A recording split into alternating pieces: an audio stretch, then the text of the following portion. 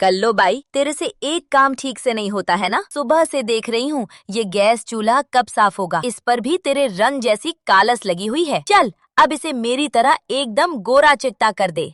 क्या फर्क पड़ता है, इस पर कालस लगी है तो काम तो मैं ही करती हूँ ना इस पर। और वैसे भी जब मैं इतनी काली कलूटी ही हूँ तो आप सब मेरे हाथों का खाना क्यों खाते हो? क्या उससे आप काले नहीं होते? अब क्यों इतना भाषण झाड़ रही हो माँ? बेशक मैं यहाँ आकर काम ना करूँ, पर तू ये मत भूल ये सब मेरा ही है। ये घर, ये रसोई, सब कुछ। और ज्यादा भूकेगी तो घर से भी निकल दूंगी तुझे। घर से निकाल दोगी?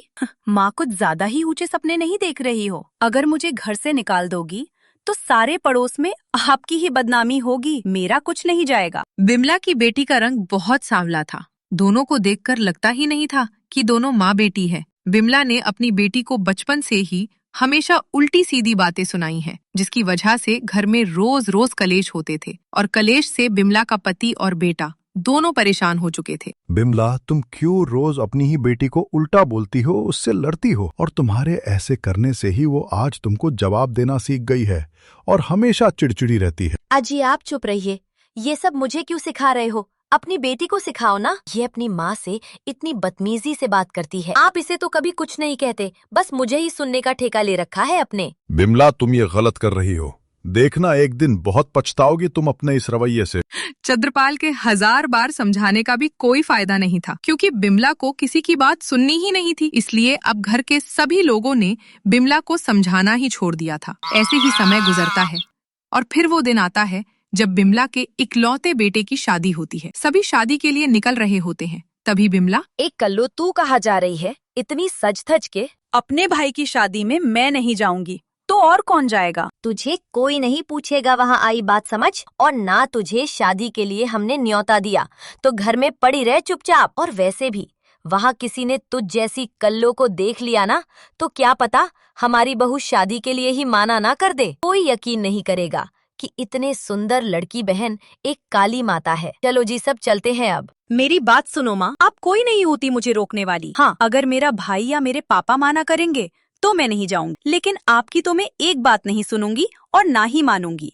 अरे ये सब क्या लगा रखा है तुमने बिमला? मानसी अपने बेटे राहुल की बहन है, वो तो जाएगी ही। तुम भला कैसी बातें कर रही हो? अगर इस कल्लो की वजह से मेरे बेटे की शादी टूटी तो मैं इससे नहीं छोड़ूंगी, देख लेना आप। अरे माँ, कोई रिश्ता नहीं टूटेगा, कुछ नहीं होगा, और मैं अपनी बहन के बिना नहीं जाऊंगा। अब बेचारी बिमला के पास कोई रास्ता नहीं था। उसने मुंह बनाकर अपने बेटे की बात मान ली। फिर मानसी भी साथ जाती है और फिर घर में आ जाती है एकदम गोरी चिट्टी राहुल की बहू। मेरी बहू का कितना गोरा रंग है, एकदम दूध की मलाई जैसा।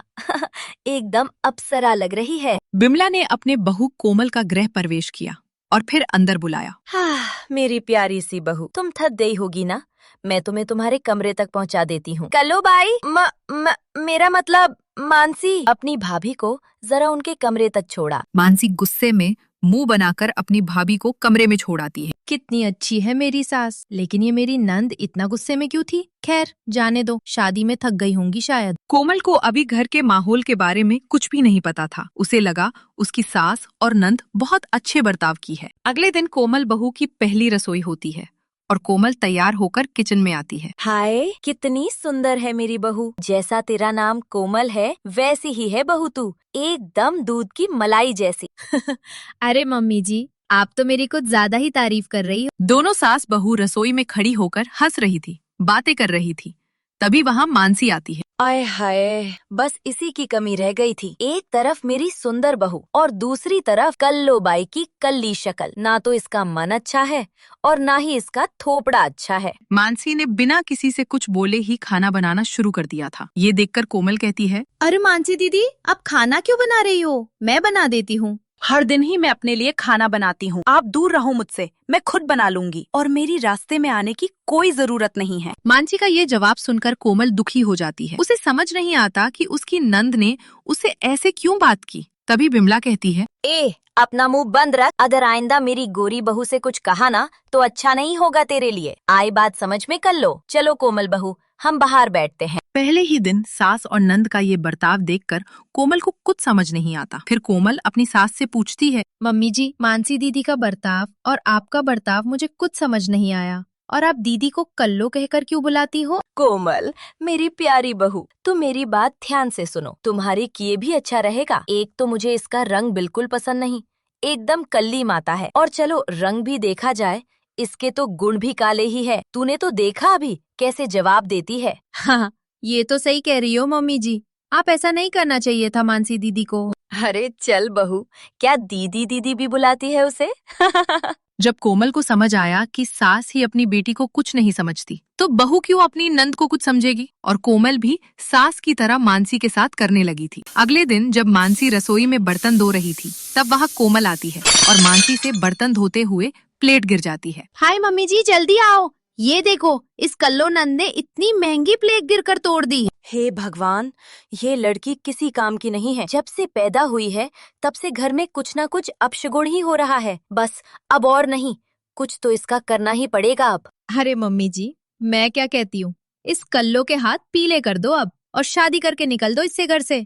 ढूंढ लेते हैं कोई लड़का और चलता करो इसे यहाँ से। मानसी बेचारी उदास हो जाती है। वो सोचने लगती है उसकी खुद की माँ तो ऐसी थी ही, ऊपर से भाभी भी ऐसी आ गई। अगले दिन पंडित जी घर पर रिश्ता लेकर आते हैं और बिमला एक लड़के को पसंद करके मानसी की शादी करवा देती है। शादी करके मानसी अपने ससुराल चली जाती है और उसकी सास उसका गृह प्रवेश करती है। लेकिन बेचारी मानसी के मन में यही चलता है, जब मेरी खुद की माँ ने मेरे साथ ऐसा किया तो मेरी सास कौन सा मेरे साथ अच्छा करेगी, और मेरे पति ने भी मुझे क्या सोचकर पसंद किया होगा। कितनी प्यारी बहू आई है मेरे घर। तुम थक गई होगी बहू, जाओ आराम कर लो। रूपाली तुम्हें तुम्हारे कमरे तक छोड़ आती है। रूपाली अपनी भाभी मानसी को कमरे तक छोड़ आती है। तभी मानसी सोचती है, अरे ये मेरी सास और नंद को आखिर मुझे में क्या पसंद आ गया ऐसा। इन्होंने तो मुझे कल्लो या काली माई कुछ भी नहीं बोला, और मेरे घर वालों ने मुझे ऐसे ही गरीबों की तरह ससुराल भेज दिया। इनको तभी कोई दिक्कत नहीं हुई।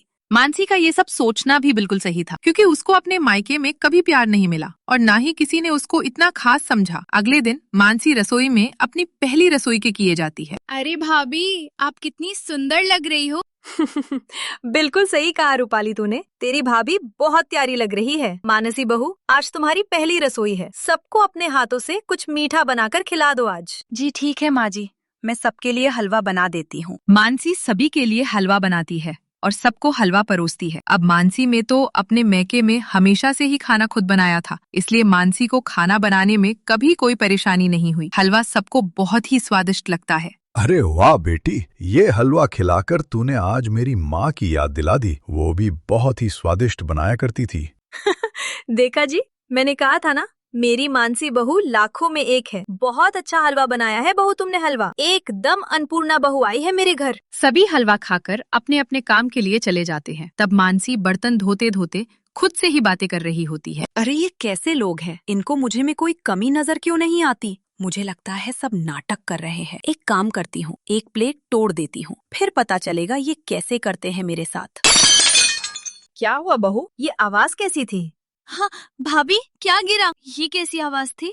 वो माँ जी, मुझसे बर्तन धोते वक्त प्लेट मेरे हाथ से फिसलकर गिर गई। अरे बहू, तुझे लगी तो नहीं ना? तू इतना उदास क्यों हो रही है? प्लेट ही तो गिरी है, कोई बात नहीं। तुझे नहीं लगी, ये अच्छी बात है। हाँ भाभी, प्लेट तो और आ जाएगी, लेकिन आप जैसी प्यारी भाभी नहीं आएगी। सास और नंद की ऐसी बातें सुनकर मानसी हैरान रह जाती है, जिसके साथ बचपन से लेकर ही उसके रंग रूप को लेकर इतना बुरा किया हो, तो उसके मन में ये बैठ जाता है कि सभी लोग एक जैसे ही होते हैं।